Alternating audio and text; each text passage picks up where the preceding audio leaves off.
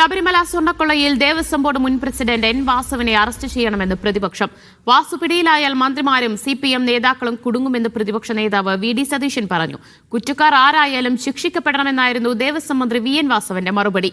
Board മുൻ അംഗം N വിജയകുമാറിനെ അന്വേഷണ സംഘം ചോദ്യം ചെയ്തു.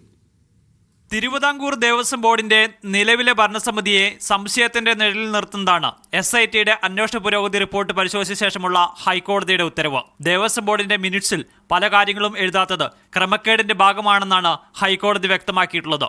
എന്നാൽ ബോർഡിന്റെ നടപടികൾ സുതാര്യമാണെന്ന് ആവർത്തിക്കുകയാണ് PS പ്രശാന്ത്. ഞങ്ങൾക്ക് ഒരു ബോധ്യമെന്ന് പറയുന്നത് കൃത്യമായും സുതാര്യമായും കാര്യങ്ങൾ നടത്തി എന്നുള്ള ബോധ്യം ഞങ്ങൾക്കുള്ളതുകൊണ്ട്. പ്രതിപക്ഷത്തിന്റെ ആരോപണം ഹൈക്കോടതി ശരിവെച്ചെന്ന് പ്രതിപക്ഷ നേതാവ് VD സതീശൻ. വാസു കുടുങ്ങിയാൽ മന്ത്രിമാരും CPM നേതാക്കളും കുടുങ്ങുമെന്നും VD സതീശൻ പറഞ്ഞു. അന്വേഷണം തുടരട്ടെ എന്ന മുൻ നിലപാട് ഒരിക്കൽ കൂടി ആവർത്തിക്കുകയായിരുന്നു ദേവസ്വം വകുപ്പ് മന്ത്രി. SIT അന്വേഷിക്കുകയല്ലേ, വിദഗ്ധ ടീമാണ് അന്വേഷിച്ച് കൃത്യമായി കാര്യങ്ങളെല്ലാം വെളിവരും.